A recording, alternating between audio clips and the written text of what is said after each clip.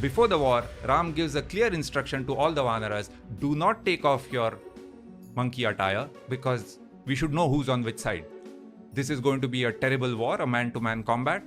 And so in order to know, we should know who is on which side. Don't take off your attire. So as far as the tail goes, it's an ornament. It's something that they put on. What if Lord Hanuman wasn't a monkey but a misunderstood warrior king? Could the idea of him being a monkey god be a symbolic representation rather than a literal truth? What if the term monkey was simply a code or description for a unique and powerful tribe? This perspective invites us to rethink history, exploring whether Lord Hanuman's true identity was far more human and extraordinary than we ever imagined. In this video, we delve into the ancient Ramayana text, uncovering hidden meanings and exploring the secrets behind one of India's most revered legends, uncovering the truths that have intrigued minds for centuries.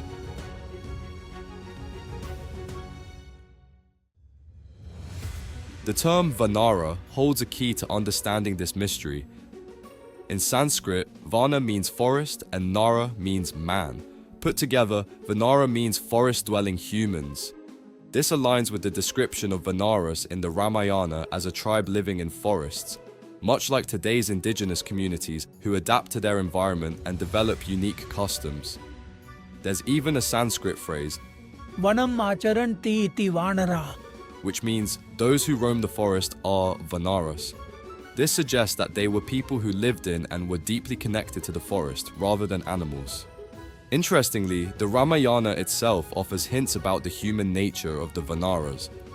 For example, in the Kishkinda Kanda, Sugriva tells Hanuman to approach Lord Rama in his human form.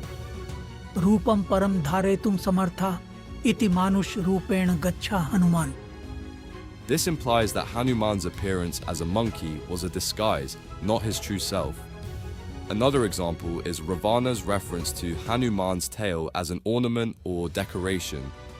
He refers to it as Pucham Tasya Vanarasya Bhushanam, meaning it was a symbolic ornament, not an actual tail.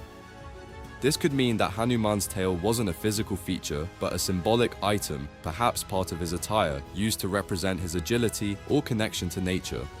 The lineage of the Vanaras also points to their human traits. According to the Ramayana, many Vanaras were born from sages and divine beings. A line in the Balakanda says, Rishinam cha prasotani vanarupam daranicha, which means they were created by sages and gods to assist Lord Rama. This divine origin doesn't conflict with them being human. In fact, it's similar to how many other characters in the Ramayana, like Rama himself, are both human and divine. Even their practices and way of life show human characteristics.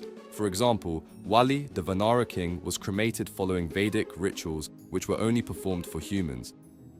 The Ramayana says, Vedoktena vidhanan va'alinam sanskritam tata, highlighting the human-like customs of the Vanaras. Furthermore, the city of Kishkinda, their capital, is described as a thriving place filled with people and activities. It is referred to as Kiskindha Namngri Hurst Pustaj Nakula, a bustling and advanced civilization, far from what we associate with animals. Then there's Hanuman himself, whose intelligence and wisdom further confirm his human nature. In the Sundara Kanda, he is described as a scholar of the Vedas, showing deep knowledge of scriptures and spiritual wisdom. The text mentions Nanunam Munayo Dharme Moham Gashanti Sanyuge, referring to Hanuman's understanding of Dharma and his ability to guide others with clarity.